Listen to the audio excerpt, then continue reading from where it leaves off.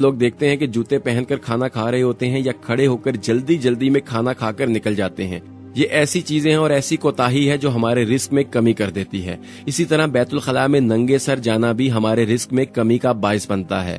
आम तौर पर खवातीन को देखा जाता है कि जब वो बैतुल खला जाती हैं तो अपना दुपट्टा उतार कर रख देती हैं कि वो बैतुल खला की जमीन पर ना लगे और नापाक ना हो। लेकिन अगर इस्लामी तालीमात में देखा जाए तो कहा गया है कि औरत जब बैतुल खला में जाए तो वो अपना सर ढांप कर जाए, और मर्दों के हवाले से भी यही कहा जाता है, क्योंकि शैतान और जिन्नात या शर की जितनी भी चीजें हैं उनका ठिकाना बैतुल खला करार दिया गया है।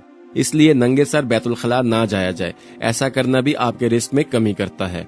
मेहमान को अपने ऊपर बोझ समझना भी रिस्क में कमी की वजह बनता है। इसके अलावा जब कोई खाना खाता है तो वो बिस्मिल्लाह नहीं पढ़ता और खास तौर पर बगैर हाथ धोए खाना खा लेता है, तो ये आदत भी रिस्क में कमी की वजह बनती है।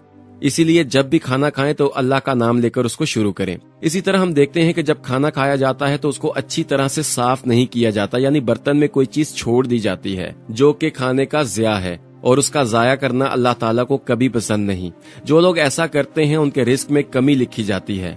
इसके अलावा एक और चीज जो रिस्क में कमी का सबब बनती है वो है फकीर को झड़क देना, उसके साथ गुस्से से पेश आना या उसको बदतमीजी से पुकारना किसी सूरत में भी जायज नहीं है। इस सूरत में भी आपके रिस्क में कमी कर दी जाती है। इसी तरह अगर मस्जिद में दुनिया की बातें की जाएं तो ये भी आपके रिस्क में कमी का बाइस बनती है।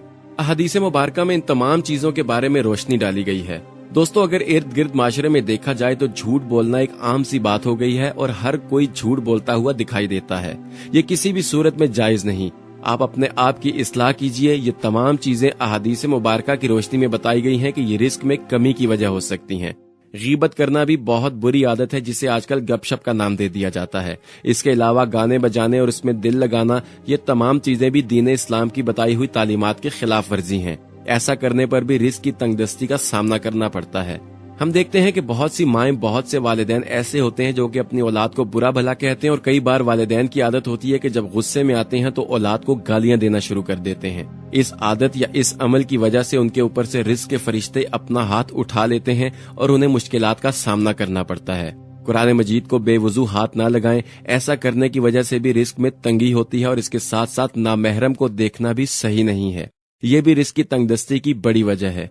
नाजरीन, ये वो अमाल हैं जिनके बारे में हमें आगाह होने की जरूरत है और इनके बारे में आगाही हासिल करके ही हमें मालूम होगा कि ये हमारे रिस्क में कमी का बाइस बनते हैं।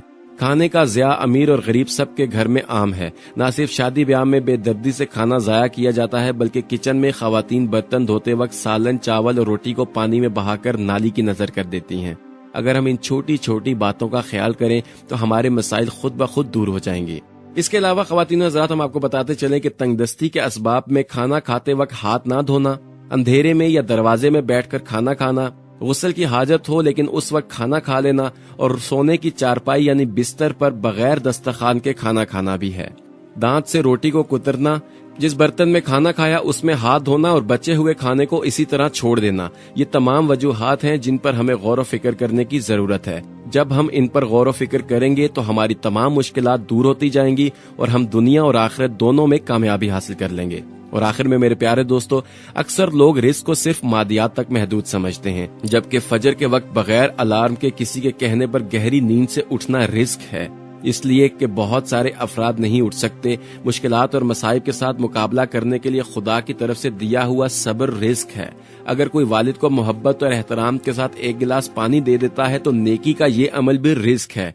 ऐसे दोस्त का मिलना जो तुम्हें बेहयाई, नाम नेहाद, सकाफती डांस वगैरह जैसे आलूदगियों से दूर रखे, खुदा की तरफ से रिस्क है। बाज औकात नमाज के दौरान इंसान की फिक्र कहीं और चली जाती है, लेकिन अचानक इंसान खुदा की तरफ तवज्जो कर देता है और खुजू और खुशू के साथ नमाज पढ़ने लगता है, तो ये भी खुदा की तरफ से रिस्क है।